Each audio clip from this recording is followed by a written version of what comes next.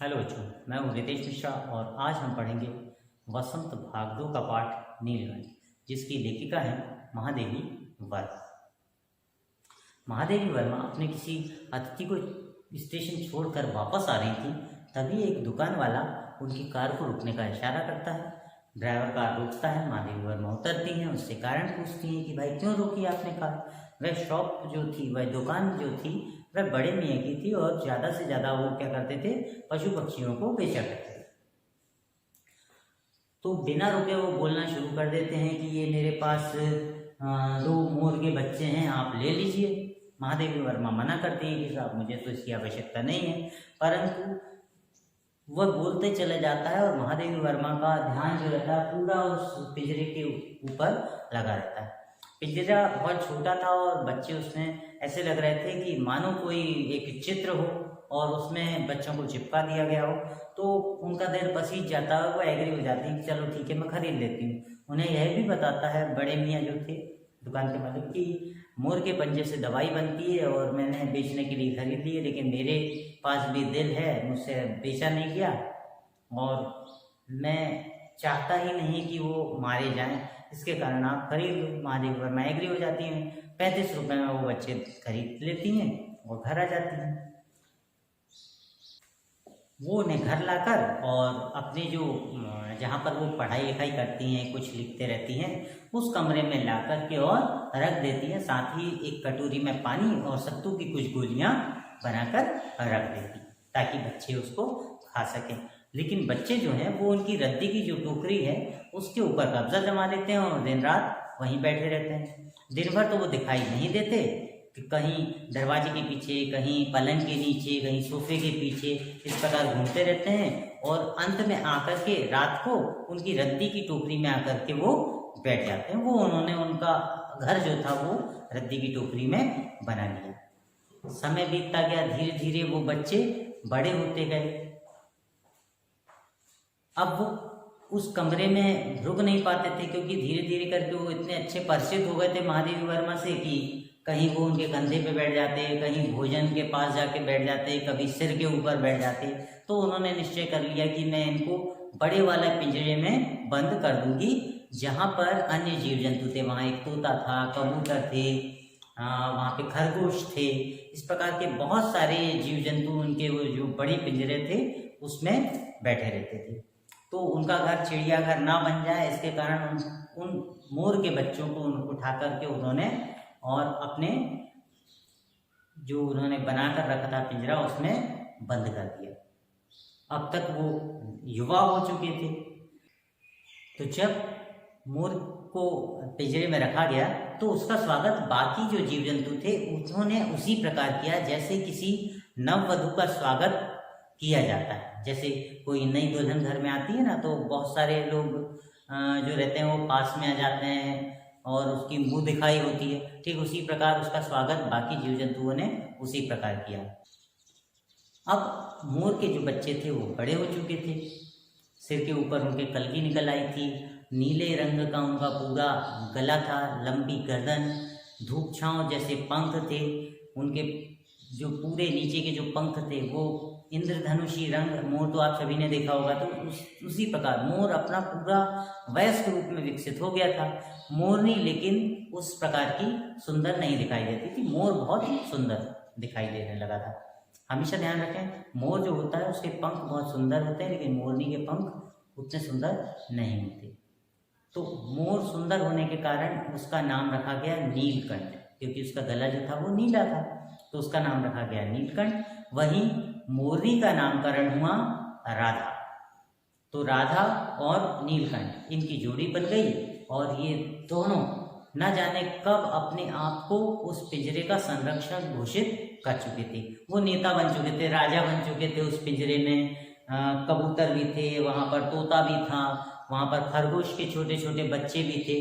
तो उनके साथ वो खेलने लगे और पूरा का पूरा उन्होंने जो पिंजरा था उसको संभाल लिया था और उसका राजा बन चुका था मोर, मतलब नीलकंठ। कभी भी वो जो शावक थे खरगोशों के, वो लड़ाई झगड़े करते तो मोर उनको कान पकड़कर और उठा दिया करता था। जो भी कोई गलती करता तो कान पकड़ के और उठा दिया करता था, मतलब कर्ण भेदन संस्कार जो था वो मोर ने कर दिया था। तो इस प्रकार दिन धीरे धीरे करके बीतते जा रहे थे। एक बार अचानक क्या हुआ कि एक सांप वहां पर आ जाता है और नन्हा शावक जो खरगोश का होता है उसको अपने जबड़े में कस लेता है। शावक निकलने की बहुत चेष्टा करता है लेकिन वो निकल नहीं पाता। राधा जो है वो जोर जोर से चिल्लाने लगती है ताकि कोई सुन ले या महादेवी वर्मा सुनकर वहां पर आ जाए। उसी समय मोर क्या रहता है कि सोता हुआ रहता है। अचानक उसकी आवाज सुनकर मोर का ध्यान जाता है उस सर्प के ऊपर जो कि शावक को पकड़े हुए रहता है। वह देखता है और थोड़ी देर के बाद उस सर्प पर चोंच मार मार के उसके टुकड़े टुकड़े कर देता है और शावक की जान बचा लेता है। महादेवी वर्मा तब तक नहीं आ पाती। रात भर वो शावक वहीं पर पड़ा रहता है और मोर उसके पास अपने पंखों को उससे ऊपर डालकर और रात भर वहीं बैठा रहता है। सुबह महादेवी वर्मा जब उठती हैं तो देखती हैं कि सांप मृतावस्था में है और वो शावक बहुत डरा हुआ है और मोर जो है वो उसकी देखभाल कर रहा है। वह उसको उठाती हैं और दवाई वगैरह पट्टी वगैरह करके और उसको ठीक कर लेती हैं। तो इस प्रकार जो नीलकंठ है वह उस शावक के प्राण बचा लेता है। यहाँ पर मोर की हिंसा देखने को मिलती है। आमतौर पर मोर जो होते हैं वो हिंसक नहीं होते हैं, लेकिन जब उनका समय आता है तब वो हिंसक हो जाते हैं। जैसे कि इस समय सर्प के ऊपर उसने आक्रमण कर दिया था। तो मोर बहुत शांत एक जीव है। इस घटना के बाद से महादेवी वर्मा उस मोर को, उस नीलकंठ को बहुत प्रेम करने लगती हैं और सारे बच्चे जो शावक वगैरह थे वो वहाँ पर खेलने लगते हैं। कभी छील छबेली खेलते, मतलब टच करके और भागना दौड़ना। तो सब जीव जंतु वहाँ पर प्रसन्न थे और मोर वहाँ पर बैठा रहता था। वो एक संरक्षक की भांति, एक राजा की भांति हो गया था। जो तोता था वो भी उसके आसपास रहता था। जो शावक थे खरगोश के वो भी उसके पास पास रहते थे। राधा और नीलकंठ जब भी कोई अतिथि आता था उनके पास, महादेवी वर्मा के पास, तो उनके आसपास जाके और बहुत सुंदर नृत्य, दोनों पूरे पंख फैला करके और नृत्य करने लगते थे। मोर का यह रूप सबसे अच्छा होता था। जब मोर नाचता है वो बहुत सुंदर दिखाई देता है। जब भी कोई अतिथि आते तो मोर उनके पास आता और अपने पूरे पंखों को फैलाकर नाचना शुरू कर देता। महादेवी वर्मा उसको खाने के लिए कुछ दाने भी इसी प्रकार डालती थी। मतलब महादेवी वर्मा आए या कोई अतिथि आए और वो उसने नाचना शुरू कर दिया। तो इस प्रकार की हरकतें उनको बहुत अच्छी लगने लगी, जिसके कारण उन्होंने मोर को, नीलकंठ को परफेक्ट जेंटलमैन की उपाधि दे दी थी। आगे एक बार क्या होता है कि महादेवी वर्मा किसी काम से वहाँ से निकलती हैं अपनी कार में। अचानक जो चिड़ीमार था, जो विक्रेता था, बड़े मियाँ जो थे, वो उनकी गाड़ी को फिर रोकते हैं और बताते हैं कि ये मेरे पास एक मोरनी और आई है, आप ले लीजिए। वो मना करती हैं लेकिन देखती हैं कि उसका एक पंजा जो था वो टूटा हुआ था, तो वो लंगड़ा कर चल रही थी। तो उसको दया आ जाती है और वो 7 रुपये में उस मोरनी को खरीद लेती हैं। खरीद कर अपने घर ले आती हैं, अपने पिंजरे में रख देती हैं। लेकिन वो मोरनी का नामकरण हो जाता है, उसका नाम वो रख देती हैं कुब्जा। कुब्जा नाम के ही अनुरूप थी। वह मोर और मोरनी को परेशान करना शुरू कर देती थी। उसकी किसी से भी नहीं बनती थी। वहाँ पर वो जो शावक होते थे उनको चोंच मार देती थी। वहाँ जितने जीव जंतु थे सबको परेशान करना उस कुब्जा ने शुरू कर दिया था। वह ज़्यादा से ज़्यादा उस मोर के पास, नीलकंठ के पास रहना चाहती थी, लेकिन राधा को ये पसंद नहीं था। एक बार क्या हुआ, उसने, राधा ने एक बार 2 अंडे दिए। कुब्जा ने जलन के कारण उसके दोनों अंडों को फोड़ दिया। राधा का मन अप्रसन्न रहने लगा। वो किसी से भी बात नहीं करती थी, मोर के पास भी नहीं जाती थी, नीलकंठ के पास भी नहीं जाती थी, बच्चों के साथ खेलती भी नहीं थी, अकेली अलग बैठे रहती थी। और कुब्जा जो थी, कुब्जा नाम की मोरनी जो थी, वह नीलकंठ नाम के मोर के साथ रहने लगी। नीलकंठ को उसका साथ पसंद नहीं था, लेकिन मजबूरी की पिंजरे से बाहर कैसे जाए, तो मोर भी उदास रहने लगा। इधर राधा किसी से भी बात नहीं करती थी।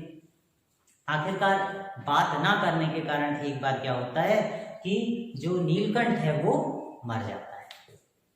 भाई उसकी पत्नी थी, वो बात नहीं करती थी तो नीलकंठ धीरे धीरे करके क्या कर खाना पीना छोड़ देता है और एक बार मर जाता है। उसको वो शॉल में लपेट कर महादेवी वर्मा और नदी में प्रवाहित कर देती है। इसके बाद राधा जो है वह अब अकेली मोर को ढूंढते रहती है, नीलकंठ को ढूंढते रहती है, लेकिन वो तो था नहीं वहाँ पर। जो नई मोरनी आती है कुब्जा, उसकी वैसे भी किसी से नहीं बनती थी, वो भी दोनों मोर को तलाशते थे, लेकिन मोर उनको कहीं पर भी नहीं मिल पाता था।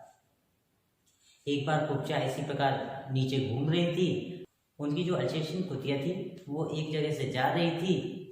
कुब्जा ने अपनी स्वभाव अनुसार उसके ऊपर चोंच से प्रहार करना शुरू किया।